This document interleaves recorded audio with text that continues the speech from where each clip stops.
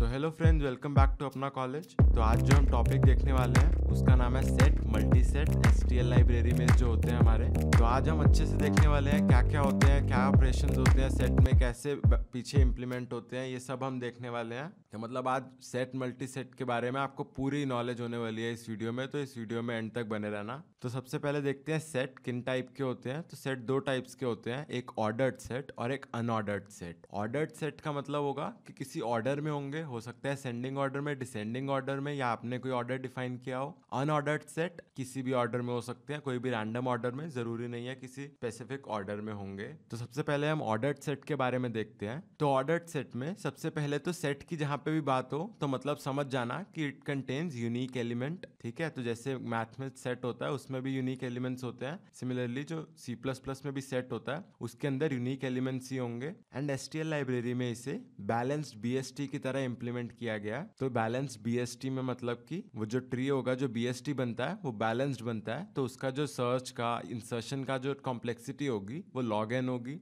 And element sorted order में होते हैं जैसे कि मैंने बताया। और इसमें क्या होता है, random access is not possible. मतलब कि जो सेट होता है उसमें आप रैंडम एक्सेस नहीं कर सकते हो। जैसे कि लिंग्विस्ट में अगर मैं आपको बोलूं कि थर्ड एलिमेंट मुझे निकाल के दे दो, तो ऐसे आप थर्ड एलिमेंट नहीं निकाल सकते ना, आपको शुरू से आइट्रेट करना पड़ेगा एंड उसके बाद आप मुझे थर्ड एलिमेंट दे पाओगे। सिमिलरली सेट के केस में भी यही है। अगर मैं आपको बोलूं कि मुझे फोर्थ एलिमेंट निकाल के दे दो, तो आप फोर्थ एलिमेंट सेट में नहीं निकाल सकते। तो इसको हम बोलते हैं रैंडम एक्सेस। तो अगर आपको निकालना है तो आपको शुरू से एलिमेंट्स आइट्रेट करने पड़ेंगे। एंड ये कौन सी हेडर फाइल में होता है, hash include set header file में। तो ये जो सेट होगा उसकी इंप्लीमेंटेशन सेट हेडर फाइल में होती है। तो अब इंसर्शन और प्रिंट का एक बार कोड देख लेते हैं। सबसे पहले तो आपने डिक्लेयर करना है, तो सेट ऑफ इंट मैंने यहाँ पे डिक्लेयर किया एंड मैंने एस में इंसर्ट करा 1 2 2 एंड 3। अब जैसा कि मैंने आपको बताया कि सेट में डुप्लीकेट एलिमेंट्स नहीं होते हैं। इसका क्या मतलब होगा कि अगर मैं यहाँ पे जब मैं एलिमेंट प्रिंट करा रहा हूँ तो मेरे कौन कौन से एलिमेंट प्रिंट होंगे, 1 2 3। एंड सिमिलरली ये भी एक तरीका होता है प्रिंट कराने का। ये तो मैंने फॉर ईच लूप से प्रिंट कराया। यहाँ पे आप एस डॉट बिगिन यानी कि जो फर्स्ट एलिमेंट होगा उसका आइट्रेटर यहाँ पे मिल गया आपको। एंड जब तक वो सेट के एंड तक नहीं पहुंच जाता तब तक आप ये आइट्रेटर के जो एलिमेंट्स होंगे उसको प्रिंट करा दो, तो ये भी सेम ही आउटपुट देगा। सिमिलरली अगर रिवर्स में आपको प्रिंट कराना हो तो रिवर्स में क्या होगा, आर बिगिन यूज कर सकते हो। तो आर बिगिन जो रिटर्न करता है वो होता है रिवर्स से आइट्रेटर। तो वो जो रिवर्स से आइट्रेटर दे देगा आपको लास्ट एलिमेंट का, एंड लास्ट एलिमेंट से आप प्लस प्लस करते आओगे तो आप एंड तक पहुंच जाओगे, आर एंड तक। तो आर एंड यानी कि रिवर्स एंड और रिवर्स बिगिन। तो इस केस में क्या प्रिंट होगा, इस केस में प्रिंट होगा 3 2 1। एंड सेट का साइज अगर प्रिंट कराना हो तो एस डॉट साइज। तो एस डॉट साइज अभी क्या होगा, 3। भले ही मैंने यहाँ पे 4 एलिमेंट्स इंसर्ट कर दिए बट सेट के अंदर 3 ही एलिमेंट्स होंगे क्योंकि डुप्लीकेट्स नहीं हो सकते। अब इसमें आप कस्टम कंपैरेटर भी डाल सकते हो। जैसे अभी तो आपने डाला तो असेंडिंग ऑर्डर में ही हो रहा था। अगर मैं यहाँ पे ग्रेटर ऑफ इंट डाल दूं तो ये जो कंपैरेटर क्या करेगा, ये जो इस कंपैरेटर की मदद से हमारे जो सेट के एलिमेंट्स होंगे वो डिसेंडिंग ऑर्डर में प्रिंट हो जाएंगे, यानी कि 3 2 1 में प्रिंट हो जाएंगे। उसके बाद लोअर बाउंड और अपर बाउंड आपने बाइनरी सर्च में पढ़ा होगा कि लोअर बाउंड और अपर बाउंड क्या होता है। तो सेम चीज आप सेट के केस में भी कर सकते हो। ये भी काफी यूजफुल ऑपरेशन है, काफी क्वेश्चंस में यूज होता है ये सेट में अपर बाउंड और लोअर बाउंड। तो जैसा कि मैंने सेट में इंसर्ट कर दिया 1 3 एंड 5, तो मैंने यहाँ पे लोअर बाउंड ऑफ 2 अगर मैं कर लूं तो लोअर बाउंड ऑफ 2 क्या होगा, 3। लोअर बाउंड ऑफ 3 क्या होगा, 3। अपर बाउंड ऑफ 3 क्या होगा, 5। एंड अपर बाउंड ऑफ 5 क्या होगा, अपर बाउंड ऑफ 5 यानी कि 5 से बड़ा एलिमेंट। तो 5 से जो बड़ा एलिमेंट होगा वो तो इसमें एग्जिस्ट कर ही नहीं रहा ना, तो ये एस डॉट एंड रिटर्न कर देगा। तो यहाँ पे मैंने चेक भी कर रखा है कि S dot upper bound of 5 क्या ये एस डॉट एंड के इक्वल है, एंड आउटपुट आया 1, यानी कि एस डॉट एंड के इक्वल है। तो ये सेट के एंड को पॉइंट कर रहा होगा। अब अगर आपको सेट से एलिमेंट्स इरेज करने हैं उसका भी कोड देखते हैं। तो पहले आपने सेट में 1 3 2 5 इंसर्ट कर दिया एंड आपने क्या करा, एस डॉट इरेज 2 कर दिया and S dot erase S dot begin कर दिया। अब यहाँ पे मैंने ये 2 एग्जांपल्स लिए हैं, दोनों अलग हैं। क्यों, क्योंकि इसमें तो आप एलिमेंट बोल रहे हो कि एस में से 2 इरेज कर दो, एंड इसमें आप उसका पॉइंटर बोल रहे हो। तो यानी कि एस जो बिगिन पे जो एलिमेंट होगा, जो एस डॉट बिगिन पे, वो उसको आपको डिलीट करना है। तो दोनों चीजें वैलिड है। तो अब इस केस में आंसर क्या होगा सोचो। तो इस केस में आंसर होगा 3 एंड 5, क्योंकि आपने 2 और 1, एस डॉट बिगिन तो 1 होगा, तो हमने 2 और 1 तो इरेज कर दिया, बचे 3 और 5। तो अब एक बार इसका कोड का भी डेमो देख लेते हैं। तो सबसे पहले तो आपको यहाँ पे सेट हेडर फाइल इंक्लूड करनी है। फिर यहाँ पे आपने सेट का वो बना दिया, यहाँ पे आपने सेट बना दिया ये। तो यहाँ पे सेट ऑफ इंट बनाया, यहाँ पे आप कुछ भी बना सकते हो, set of pair, set of vectors, कुछ भी बना सकते हो आप। अब मैं अगर यहाँ पे इंसर्ट कर दूँ एस डॉट इंसर्ट, 1 इंसर्ट कर दिया, 2 इंसर्ट कर दिया, 2 एंड 3। तो मैं यहाँ पे अगर मैं चाहूँ, अगर मैं प्रिंट कराऊँ तो यहाँ पे इस सेट के एलिमेंट्स प्रिंट हो जाएंगे। यहाँ पे अगर मैं चाहूँ कि सेट का साइज प्रिंट हो जाए तो सेट का साइज भी प्रिंट हो जाएगा। अब और क्या प्रिंट करा सकते हैं हम, तो अब इसमें से एस में से हम 2 इरेज कर देते हैं एंड अब हम दोबारा इसे प्रिंट करा देंगे। ठीक है,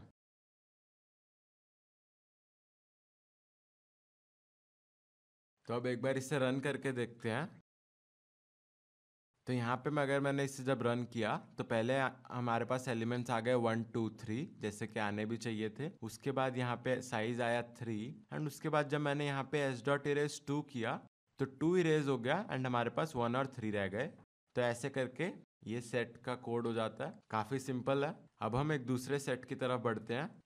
अब सी प्लस प्लस में एक मल्टी सेट भी होता है। मल्टी सेट क्या होता है, सेट के ऑपरेशंस तो होते ही हैं बट उसके अंदर डुप्लीकेट्स भी अलाउड होते हैं। एंड ये कैसे इंप्लीमेंट होता है, ये होता है बैलेंस्ड बीएसटी से, और इसके जो एलिमेंट्स होंगे वो सॉर्टेड ऑर्डर में होंगे। एंड सेम इसमें भी जैसे सेट में रैंडम एक्सेस पॉसिबल नहीं था, इसमें भी रैंडम एक्सेस पॉसिबल नहीं होगा। अगर आपको मैं बोलूँ कि ith एलिमेंट निकाल दो तो आपको शुरू से आइटरेट करना पड़ेगा एंड सारे एलिमेंट्स में जब आपके ith एलिमेंट पे पहुंचोगे तो आपको प्रिंट कराना पड़ेगा, एकदम से आप नहीं बता सकते। एंड ये भी सेट हेडर फाइल में ही प्रेजेंट होता है। तो इसका भी कोड काफी सिमिलर ही होगा, बस यहाँ पे जैसे हम सेट डिक्लेयर करते थे यहाँ पे हम मल्टी सेट डिक्लेयर कर देंगे। एंड यहाँ पे सोचो आप क्या आउटपुट आएगा। यहाँ पे जब मैंने 1 3 3 5 इंसर्ट किया तो आंसर आ जाएगा 1 3 3 5। तो यहाँ पे जो डुप्लीकेट 3s थे वो आ गए हमारे पास। एंड इसमें भी सेम सेट के ऑपरेशंस होंगे, इसमें भी आप लोअर बाउंड अपर बाउंड कर सकते हो। इरेज वाला फंक्शन इसमें भी चलेगा, बट इसमें आप ये सोचो अगर मैं यहाँ पे बोलूँ एस डॉट इरेज 3 तो क्या होगा वो सोचो जरा। और अभी हम इसे रन करके देखेंगे, ये बहुत इंपॉर्टेंट चीज है। बहुत बार हो सकता है आपके क्वेश्चन इससे गलत हो जाए ना, आपके दिमाग से ये चीज मिस हो जाए, तो इसके बारे में सोचो। अगर मैंने यहाँ पे एस डॉट इरेज 3 करा तो सिर्फ सिंगल अकरेंस ऑफ 3 डिलीट होगी या फिर मल्टीपल अकरेंसेज ऑफ 3, यानी कि सारी अकरेंसेज ऑफ 3 डिलीट होंगी। सोचो जरा,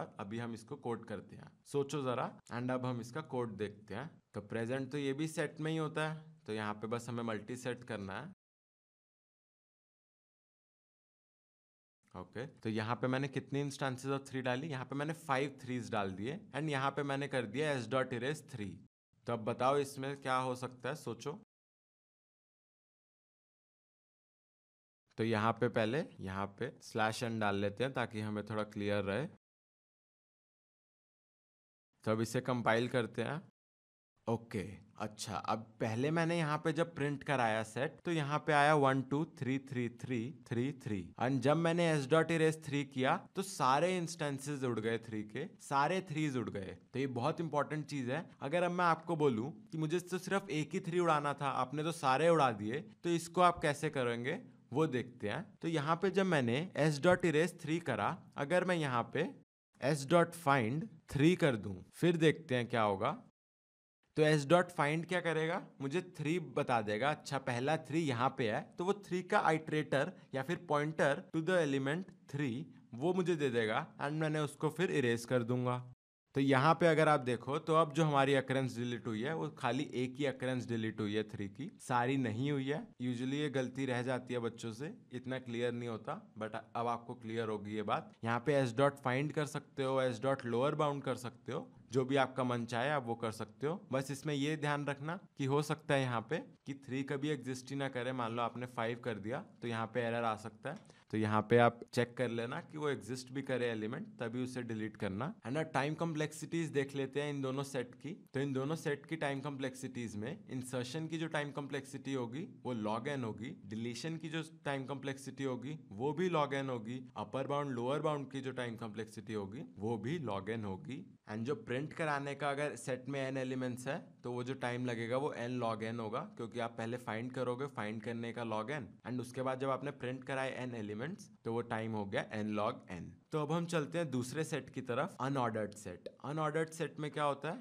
इसमें भी same it can contain unique elements only. And ये जो इम्प्लीमेंटेशन होती है इसकी इम्प्लीमेंटेशन हैशिंग के थ्रू होती है। तो हैशिंग आपने पढ़ी रखा है। एंड जो इसके एलिमेंट्स होंगे वो सॉर्टेड ऑर्डर में नहीं होंगे। एंड सेम चीज इसमें भी रैंडम एक्सेस पॉसिबल नहीं होगी। आप ith एलिमेंट O1 में या logn में नहीं निकाल सकते हो। एंड ये जो हेडर फाइल में प्रेजेंट होगा उसका नाम है अनऑर्डर्ड सेट। तो इसका भी अगर हम कोड देखें थोड़ा सा, तो इसका भी कोड इनफैक्ट ऑलमोस्ट सिमिलर ही है, बस यहाँ पे आपको अनऑर्डर्ड सेट लिखना है। एंड जो नॉर्मल इंसर्शन की जो चीजें थी वो तो चलेंगी। एंड यहाँ पे भी आप s.erase s.size वगैरह कर सकते हो। तो इसमें अभी मैंने 1 3 2 5 इंसर्ट करा, तो यहाँ पे आप देख सकते हो कोई भी स्पेसिफिक ऑर्डर नहीं है सेट का, अनऑर्डर्ड है ये, है ना। एंड आपने अगर बोला s.erase 2 और s.begin इरेज कर दो, तो उसने 5 और 2 इरेज कर दिया, तो आंसर हमारे पास आ गया 1 और। तो अब इसका मेन एडवांटेज क्या है, तो अगर अब आप सोचो कि ऑर्डर्ड सेट में तो एलिमेंट सॉर्टेड भी थे एंड सारे फंक्शंस तो सिमिलर ही है, तो अनऑर्डर्ड सेट का क्या एडवांटेज हुआ। अनऑर्डर्ड सेट का एडवांटेज आता है हमारे पास टाइम कॉम्प्लेक्सिटीज में। तो इसमें जो इंसर्शन डिलीशन का टाइम लगेगा वो O1 होगा इन एवरेज केस। वर्स्ट केस में ON जा सकता है क्योंकि हैशिंग से इंप्लीमेंट होता है, हो सकता है बहुत सारे कोलिजन आने लगे, बट एवरेज केस में जो आप कंसिडर करोगे वो O1 होगी। तो जैसा कि ऑर्डर्ड सेट में logn थी, इसमें O1 कॉम्प्लेक्सिटी है, इसीलिए भी हम इसे यूज करते हैं। एंड क्या इसमें लोअर बाउंड और अपर बाउंड का कॉन्सेप्ट होगा? नहीं, क्योंकि इसमें एलिमेंट सॉर्टेड ऑर्डर में होते ही नहीं है, तो लोअर बाउंड और अपर बाउंड का तो सवाल ही नहीं पैदा होता। तो इसमें जो लोअर बाउंड और अपर बाउंड फंक्शंस है वो इंप्लीमेंट नहीं होते। तो एक बार इसका भी अगर हम कोड देखें फटाफट, तो इसके लिए सबसे पहले तो अनऑर्डर्ड सेट की जो हेडर फाइल थी वो इंक्लूड करनी है। यहाँ पे मैंने एक सेट बना लिया अनऑर्डर्ड सेट। अब इसे अगर हम रन करें, तो अब यहाँ पे भी सेम ही चीज़ है, मैंने यहाँ पे 1 2 3 3 इंसर्ट कर दिया और हमारे पास एलिमेंट किसी भी ऑर्डर में आ गए 3 1 2, डुप्लीकेट्स इसमें भी नहीं होते, तो एक ही 3 आया। एंड यहाँ पे जब मैंने s.erase s.find 3 किया तो इसने 3 को डिलीट कर दिया। एंड फिर जब मैंने प्रिंट कराना चाहा अपना सेट को, तो आउटपुट आया 1 और 2। आई होप आपको ये वीडियो अच्छे से समझ आई हो। हमने काफ़ी डिटेल में set, multi set, unordered set, ordered set बहुत अच्छे से हमने आज कवर कर लिए। एंड अब हम मिलेंगे नेक्स्ट वीडियो में। बाय।